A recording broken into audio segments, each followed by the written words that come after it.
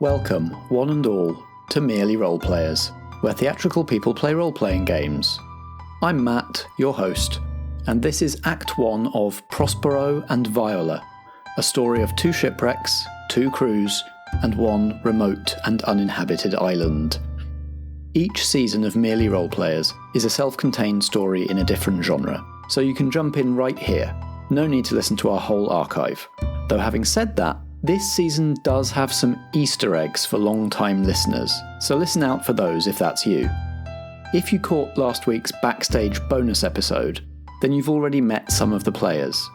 If not, no worries, they'll introduce themselves in a moment. Our main story act episodes stand up on their own, but the backstage episodes are there to give you a look behind the scenes in our off weeks. As usual, the players are playing versions of themselves and improvising what they think they might do in a very unfamiliar situation. We use role-playing game rules to add some shape and an element of chance to things, so no one knows how things are going to turn out. Not you, not the players, not even me.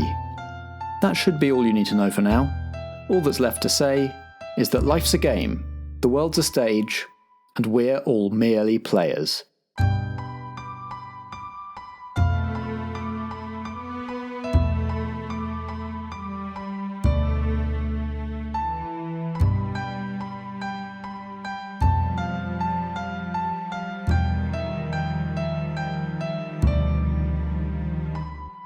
Welcome aboard to our 4 players, the cruise ship Prospero.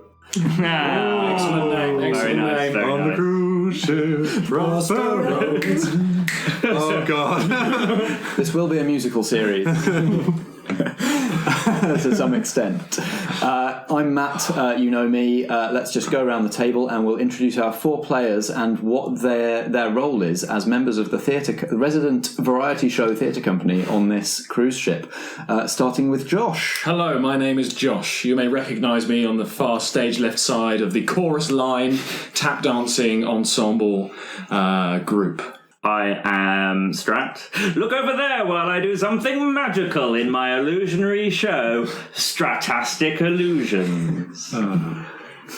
Hello, I'm Starkey, one of a double act called Stark, of a singer, myself, and my husband, Clive. Clive and I are waiting to retire. This is our last cruise together as a working couple. Hello, I'm Nat. I am running the pre-variety show Kids Club. So put that down. No, face the stage, Timmy. Timmy, face the stage. As we join the 4 of you, the Prospero is completely in chaos. Clive, don't let go! None of you know exactly what's happened because none of you are the captain or staff or anything like that, and you've all been inside without too much view of the outside of the ship. Mm-hmm. But what you know is bulkheads are bursting and water is jetting in from places it really shouldn't. Water is washing down the gangways. All the gangways are tilted at crazy angles and keep tilting backwards and forwards as you walk through. The screaming of metal is everywhere. Where are you and what do you do? What time of day is this? It is around midday, early afternoon. Okay, so the show's in the evening, so at least we're not on stage. Right. I'm in the dining room entertaining the old people as the cafeteria is rocking backwards and forwards. The keyboard is flung to the side of the wall, and Clive, our hands were once clasped. His hand leaves my hand, and he is flung through a large porthole. Clive! Were you doing a Titanic style, like, don't worry everybody, the band will continue to play? We were, yes. We were currently playing Stormy Weather. When suddenly the bulkheads burst and Clive's grip left my hand. Starkey, please roll 2 6-sided dice and add your instinct. Great! Yes! So that is a 2, also known as snake eyes. It makes it a 3. Okay. I'm gonna mark that fail. Mark a fail. And other listeners of Merely Role Players, you may remember that I often fail in this game, and it's nice to know that continues today. You may know me from other previous fails, such as helming the ship for the first time in the Sky Pirates. You're just not very good on ships, mate. That's the problem. No. So as Clive disappears through the porthole, your vision first goes red and then goes blue as water rushes through the cafeteria and then goes black, and we will rejoin you when we work out what's happened. Who else has an idea of where they are as the ship's going down? Oh, okay. If it's mid-afternoon, I think this is pre-kids club, so I'm probably in the storeroom getting all, like, craft materials or whatever ready. So as the ship starts to list, boxes of crafts start to tip off the shelves. No, not the foam hearts and stars. What do you do? I will exit very quickly. I'm probably try and find someone else on the staff to see what's going on, I guess. Yeah, there are staff running around the swiftly flooding gangways. There's water. That's not good. Yep, you find somebody in a crew's uniform, and they just yell, "Get to the lifeboats! Get to the lifeboats!" and run. I follow them. Okay, roll instinct, please. Oh, that is 5 total. No, 4. 4. I have no instinct. Oh. You follow this person, but a bulkhead to one side bursts as you're about to start climbing the stairs. Your route to the deck is cut off, and a wall of water slams into you, sweeping you off your feet, and we will rejoin you soon. I think I will be in some other kind of recreational area of the boat. I'm spending my afternoon doing like close-up magic, and I'm currently doing the one where you tip a glass of water and no water comes out, but it disappears. And as I do that, I sort of look down and suddenly there's loads of water around my feet. Oh, this has never happened before. And then I think the doors to that thing suddenly burst and a lot more water comes through. Something I know that even the entertainers on these ships, because my sister worked as a cruise ship entertainer for a year and a half, they have roles that they must do in emergencies. So I am going to go, my role is to get a life jacket as soon as humanly possible because this is bad. So I want to go to one of the muster station things if I can. Okay, so you run for the nearest life jacket station. Roll instinct. Oh no. 7. Okay, pick one of these options. You wash up somewhere relatively safe. Ooh, okay. You wash up unharmed. Yeah. You manage to grab something useful from the wreckage. Right. I am going to want to wash up unharmed. Okay. I want to start in good stead. And we'll rejoin you in a moment.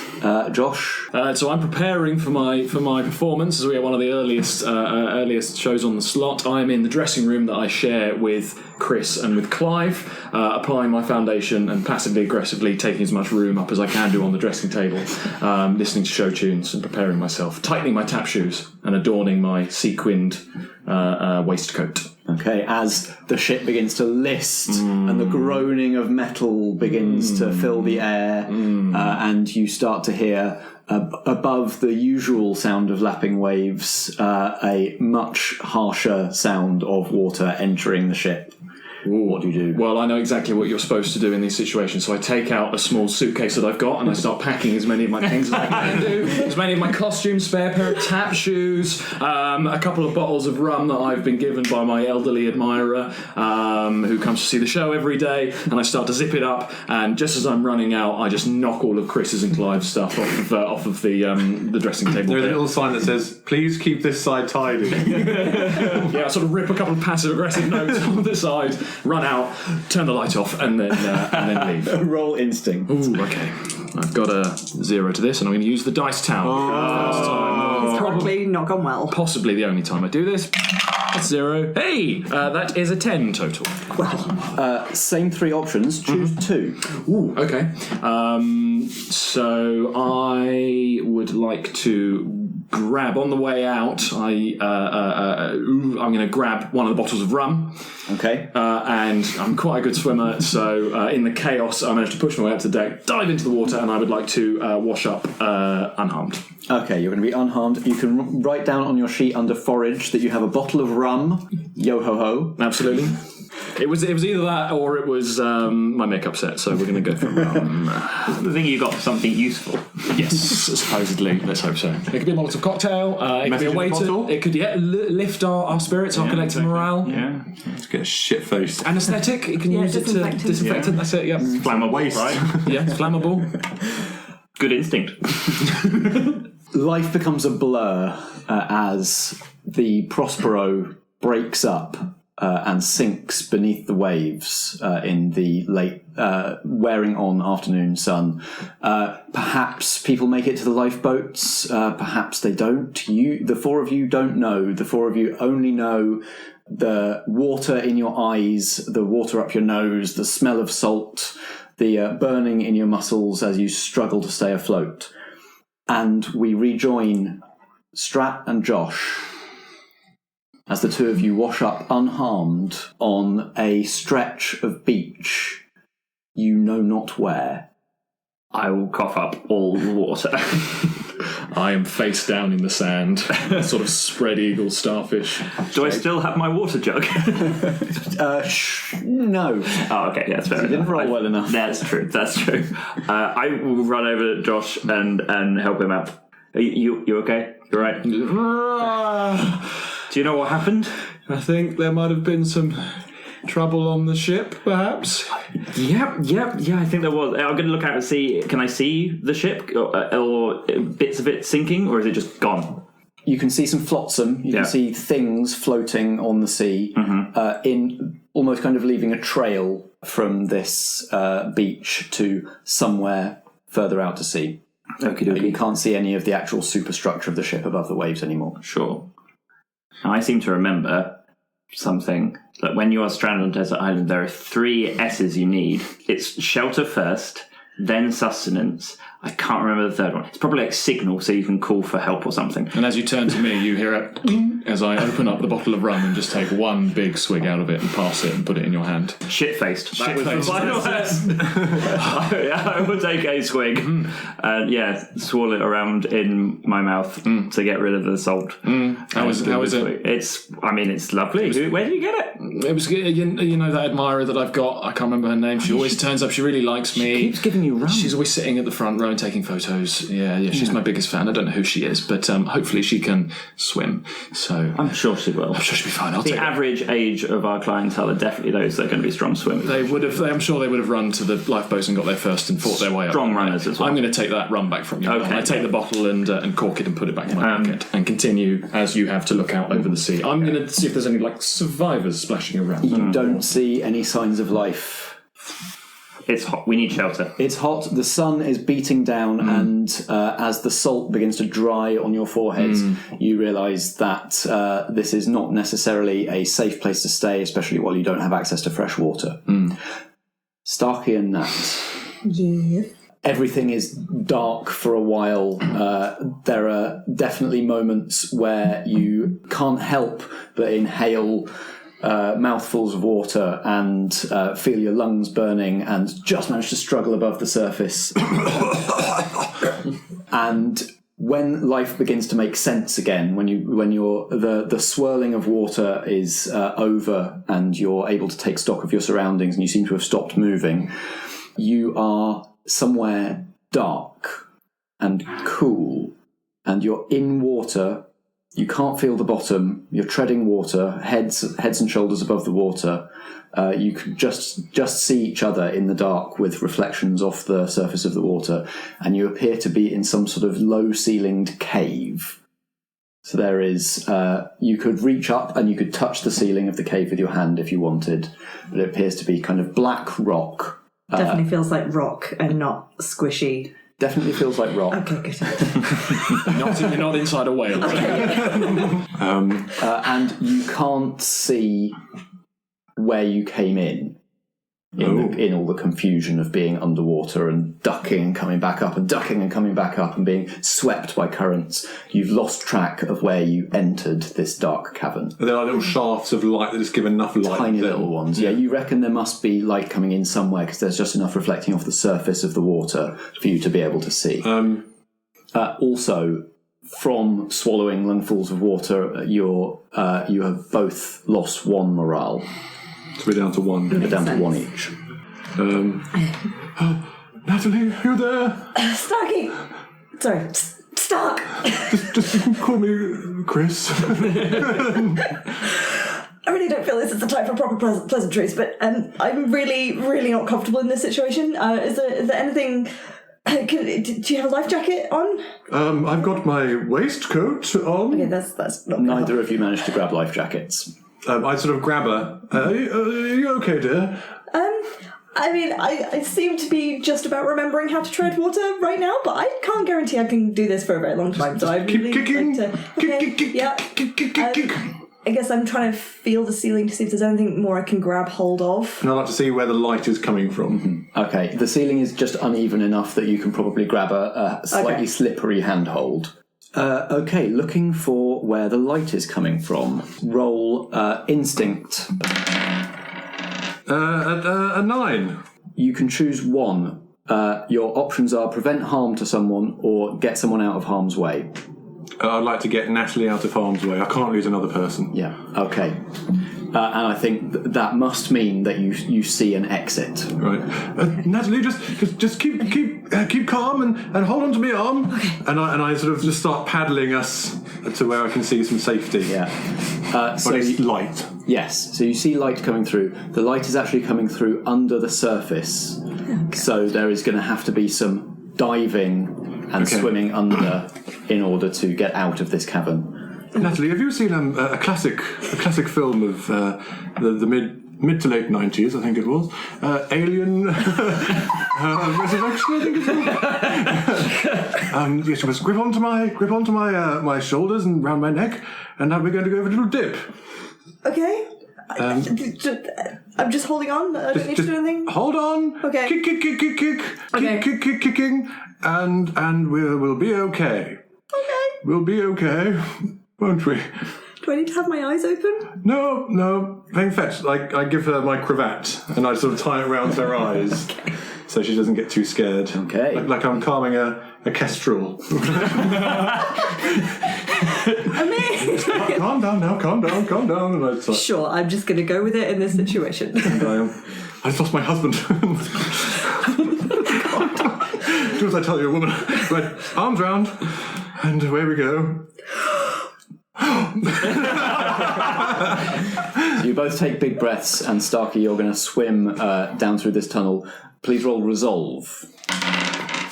Okay, that is a 10. So as Be as heroic as you like. As we dive under the water, the thought of swimming in the sea with Clive as a young man comes back into my head, and I think about the bungalow on the seaside in Folkestone where we were going to retire to, and I thought of all the times we were going to be paddling in the sea together, and the spirit of Clive imbues me with strength and speed, and I dive and I do it for him because I can't go as well. And so as I go through the tunnel and I see the light, and I launch us up and I push Natalie ahead of me, and as she crests the top, I sort of struggle with my last strength, and I get there. And you burst up above the surface into the sunlight. You are in the sea. As you come out, the first thing you see, the direction you're facing, is out to sea, and it's just a calm blue ocean in the bright mid-afternoon sunlight. And as you kind of take stock of your surroundings, you look around yourselves, and behind you, where you've just emerged from, is a sheer black rock cliff face. But as you follow the line of that around, you think that just off to, as you're facing the cliff face, off around to the right, you think you see a hint of golden sand. Okay, so I sort of nudge Natalie to the wall so you can got more to grip onto. I'm gripping. And I sort of like start paddling us, doggy paddle, to the sides, and she can like tug on or whatever she wants to get. Yeah. Can I just retcon, by the way, as we crest, I just have this image directly from The Little Mermaid of Chris, of you do the Fibonacci Yes. spiral with the water. Absolutely, Yeah. yes. My sort of wispy, bald head just sort of like flicks up, and the little lot of specks of light just catches the sunlight. It's beautiful. Thanks.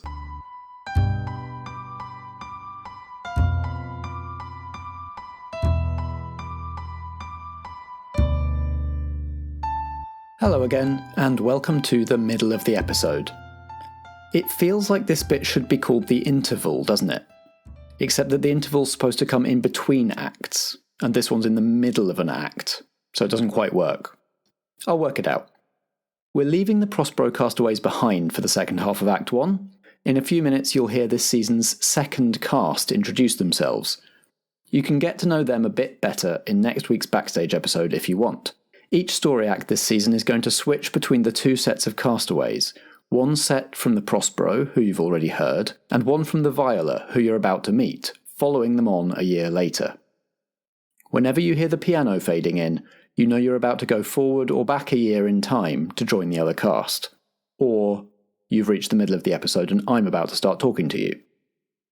It's awards season right now in podcast land, and I'm fantastically pleased to tell you that Merely Roleplayers is nominated for 2 Audioverse awards, one for Best Improvised Production, and one for Best Player Director for yours truly. Thanks so much to everyone who nominated the production and nominated me personally. We're up against some people and productions I really admire, like James D'Amato and Campaign Skyjacks, Victoria Rogers and the Broadswords, Jeff Stormer and Party of One, Heart Points, and the Magpies. Now that the nominations are final, voting is open at audioverseawards.net. So head over there, give your favourites some hearty clicks. And if you've still got some enthusiasm left over, the Discover Pods Awards are also taking nominations at the moment over at awards.discoverpods.com. You can submit nominations until the 22nd of October, and then voting on the finalists opens on the 4th of November. If you're inclined to give us a nod, Merely Roleplayers would fit the bill for the Best Audio Drama or Fiction podcast category, as well as the free-for-all that is Best Overall Podcast 2019. But whether or not you think we're at that level for you, do vote to recognise someone you admire. The links to vote for both awards are in the show notes. Last but not least, it's that time of year again. Blackshaw Theatre's annual Scare Slam is coming up this Friday. Imagine the Moth podcast and the Law podcast had a teleportation accident, and you've got an idea of what the Scare Slam's like. It's in a bigger venue than ever this year, so if you can get to London on the night, and you want to actually enjoy some Halloween fun, a bit removed from the bad thing that's supposed to happen on actual Halloween this year, get yourself along. Here's a bit more about it from the company themselves, after which we'll head back to sea.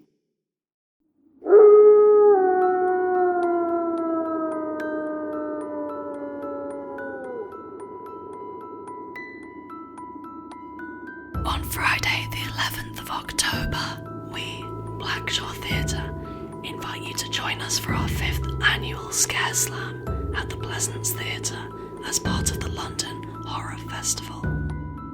Come test your nerve as our curated coven of performers and storytellers spin tales that will chill your bones and haunt your dreams. Tickets are on sale now at pleasance.co.uk. Join us if you dare.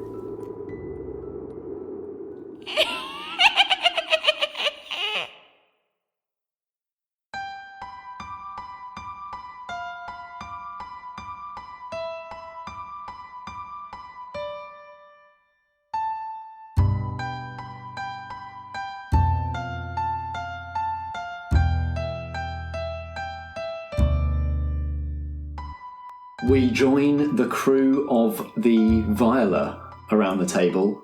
Why don't you all introduce yourselves very briefly with your name and what your role is in the Viola expedition? Hello, my name is Alex, and I am the instigator of this particular journey to the Island of Mystery. I'm Vikki. I am the person who did all the organising before we set off. Hello, I am David, or Dave as I will be known as in this piece. I am the fire map man. He has a map of all the fires. You build fires, you follow maps. Mm-hmm. Yeah. Navigator, survivor. I know, those are fancy words. For a man who For fire map man. I'm Ellen. I am Chief Bodger and maker of useful tools and equipment. So, 1 year ago, 4 acquaintances, friends, colleagues of yours were working aboard the cruise ship Prospero, doing their variety act. When the ship sank, broke up, they were washed up on a remote island. 3 of the 4 came back. Something about the survivors' stories, what you've heard of them, what you've been able to discover about them through official channels, doesn't add up. And so you have scraped together the funds to make the trip yourselves to check out the island that they landed on and see if you can find out a bit more about what happened there. So we join you aboard the Viola, a mid-sized fishing vessel, which just happened to be going in the vague area of the island that you've managed to get passage on for this trip, with the intention of then splitting off at a relevant point, taking your own little dinghy and going and landing on the island. However, the plan is already going awry. Woo! As an unseasonable storm has blown in. Alex, mate. But unpredicted by Alex. It was unpredictable, all right? No one would have been able to see it coming, all right? So it's not my fault. Alex, as somebody who's adept at reading the weather patterns, you know that this you couldn't have predicted this. This is This is why I stayed firmly to the assembled people glaring at me. The sky darkens and clouds over with black clouds. Lightning begins to flash. The wind picks up. The waves begin to chop. And before you know it, before too long, the waves overwhelm the Viola. Where are you all on the ship as the wreck begins? In a tight ball, holding hands with everyone so that we stick together. Whereabouts? Are you below decks? Up on the deck? I mean, we're not in charge of this boat, are we? So we're not driving it. No. If there's a lounge, A lounge. in this fishing boat. The fisher lounge. There probably is some kind of communal area. We're in- Yeah. yeah, like the Galley, probably. Yeah. Where they eat, hang out and eat. Okay, so you're all in the galley as you hear from the wheelhouse. You hear the captain yelling. You hear a bell start to ring, and you hear the captain yelling, "Brace! We're taking on water!" And you start to see the gangways, water beginning to trickle down the gangways and start to fill up. You hear the groaning of bulkheads and the pinging as rivets start to give way somewhere below and to the side of you. What do you all do? Get on the move, I think. Yeah, get on the move and get up. Get scramble. To the deck. Life Get jackets. out. To the Yeah, because there'll be lifeboats, won't there? There is a lifeboat that is big enough, just about big enough for everybody. Okay. Are we anywhere close by, say, provisions or rucksacks that we can conveniently put on before we leave? Would you like to attempt to grab your rucksacks? Yes. Yes. Yes. All of you? Yeah. Yeah. I feel like I haven't taken mine off, Nice. personally. All right, so you're heading to the deck, but via... well, in fact, Ellen, if you haven't taken yours off, you're heading straight to the deck. Yeah. Everybody else is heading to the deck via wherever, the hold maybe, or your cabins, where all of your stuff is stowed. Ellen, can you roll plus instinct, please? So you're rolling 2 6-sided dice and adding your instinct. I have 0 stat. instinct. Just gonna some good stuff. God, no instincts. Oh, 6. I'm by myself though. Oh, you Oh, are? you are by yourself. Yes. That's a +1. That's a +1. Does that make it mixed? That does. That. So a 7 to 9 is a mixed success. Okay. So choose one of these 3 options. Okay. You wash up somewhere relatively safe. Yeah, go on. You wash up unharmed. You managed to grab something useful from the wreck. I think I'm going to have to go with, if I'm following my personality, grab something useful from the wreck. Okay, what you don't manage to get your whole backpack in the chaos. Okay. What one useful item would you like to grab from the wreck? A flint. Fire-starting flint. Yeah. So I'm going to immediately. We can say like a tinderbox kind of situation. A tinderbox. One of those. Seen Bear Grylls owns them. Laser Spark. One of them. We have one. They are super cool. So, Ellen, you make it up onto the deck. Yep. Just as an enormous wave washes across the whole deck, and as soon as you set foot at the top of the stairs leading up to the deck, this wave knocks you off your feet over the side and washes you into the ocean. Okay, my backpack. The other three of you, why don't we do this all at once? Yeah. Everybody roll instinct, please. Such drama. I've got a -1. Oh boy, that's a hard 5. I got 10. 10 for Dave, 5 for 7. Vikki. A failure, a mixed success, and a success. Oh, well, I am bringing us all down. Okay, success first, Dave. Hooray! Pick 2. You wash up somewhere relatively safe, you wash up unharmed, you manage to grab something useful. The first 2, I will land safely and unscathed. Selfish. On my feet, like a cat. Completely dry. Yeah, bone dry.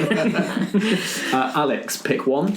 I am going to pick something from the wreck. Okay, what would you like?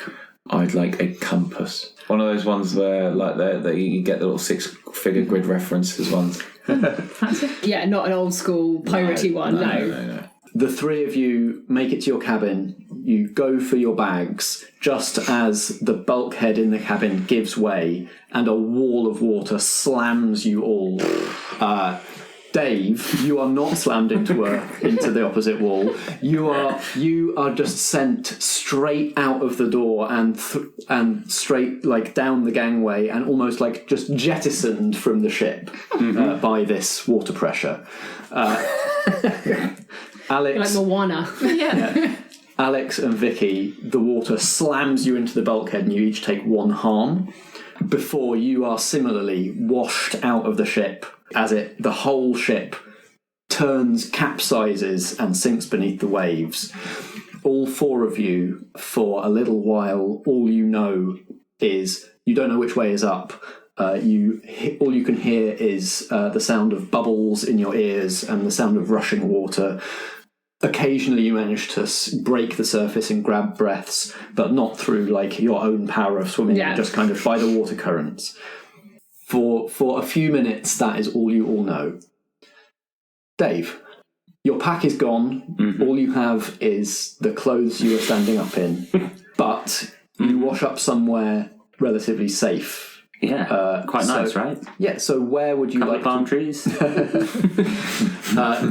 You come to, the world begins to make sense again, and you begin to realise kind of which way is up again. And where are you lying? What sort of terrain have you ended up in? Like a lovely beach. There's some like a white sand beach, I think. Really nice one. And then there's some like a little tree line, and then it's like fields. Cocktail bar. Beyond that, a little tiki bar. There is no tiki bar. That's in your head. Yeah, so I think it's just on like a nice plain beach, like a kind of featureless beach, really. Okay. With miles of nothing. So, Dave, for the moment, you know something about the geography of this island. You've studied the reports from the previous castaways, but for the moment, you're not sure which bit of the island you're on. No, but would I know that I'm not at the part that I've seen the map of? Yeah, I would say so. Yeah, because if you can't see those cliffs, then... I'd be like, I can't see the cliffs, I can't see a lovely waterfall. Yep, and you are alone. Lovely. Brilliant. Can I see the mountain in the distance? Is it big enough to see from far away? Yes. You can see the mountain roughly at the centre of the island. You can see a black peak towering above. Well, I guess I'm going to start doing what I know best. I'm going to start making a fire. Because I feel like if I make a fire, it'll make smoke, and you guys might be able to find me. So that's what I'm going to start doing. I'm going to start pulling bits off these palm trees. As you head into the woods in search of firewood, roll instinct, please. Oh boy. My keen instincts coming in. 9. because I'm looking for wood to count as being in my element. There is no fire currently. Boo! Actually, no. If your element is all to do with like building fires, having fires, I would say that can apply here. Then I'm a 10. Okay, so there is some sort of danger that you'll have to overcome before you can get firewood. Okay. But you get a good look at it. Ooh. And you have a bonus to overcome it. Okay, great. What is it? Ooh. It's a big old pig. Boar. Well, not a boar. He did say pig. You know, I'm like, going to defend him on that. those lovely swimming pigs from Moana.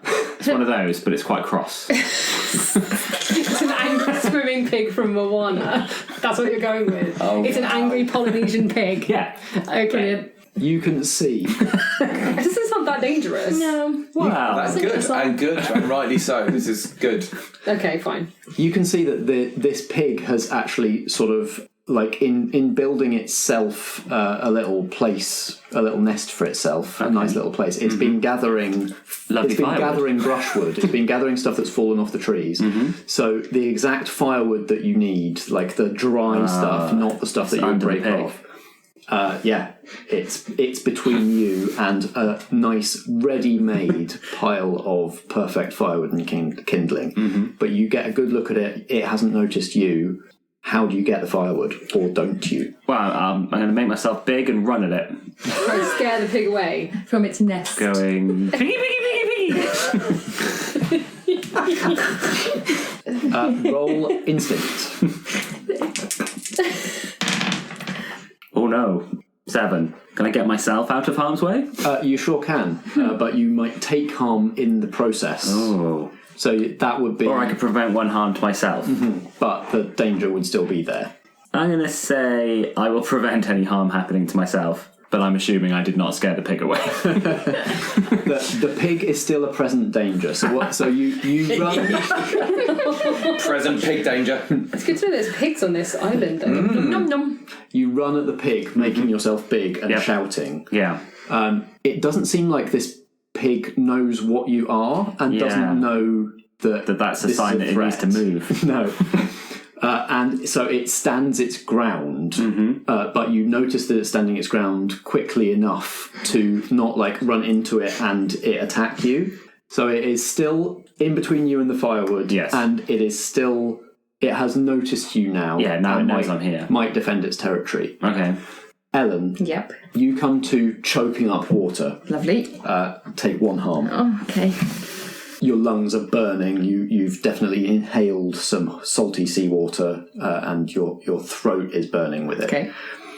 And as you realise that you are no longer in the sea, that there is something solid under you, and you're no longer in danger of like slipping below the surface anymore. Okay. You can see in what is now becoming the evening light. The sun is starting to go down. You're starting to lose the sunlight. You can see near you the huddled shapes of 2 other people. Really hope it's my friends. which you recognise as Alex and Vikki. Great. The 3 of you all sort of start to come round, bruised, coughing up water. Yeah. You seem to be lying in mud, Ugh. Lovely.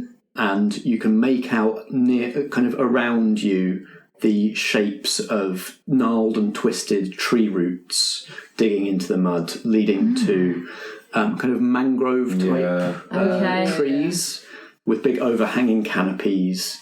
So there are these kind of curtains of leaves obscuring a lot of your vision inland.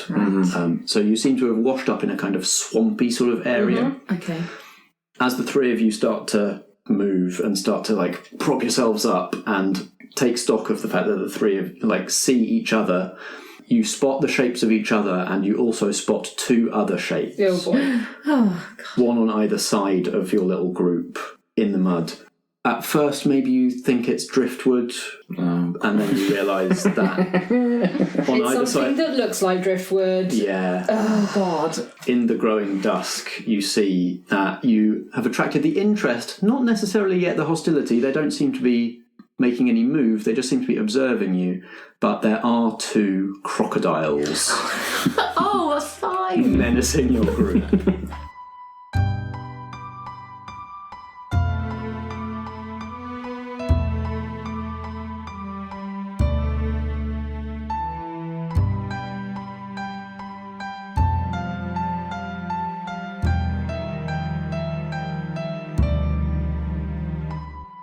You've been listening to Merely Roleplayers.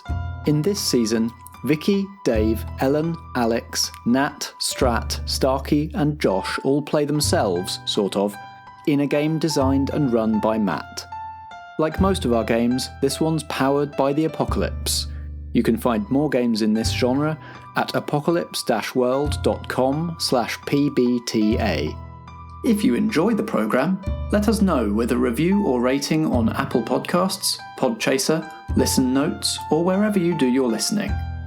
You can also find us on Twitter at Merely Roleplay and at facebook.com/Merely Roleplayers. Merely Roleplayers is an independent production in association with Blackshaw Theatre Company. Join us for more drama next episode.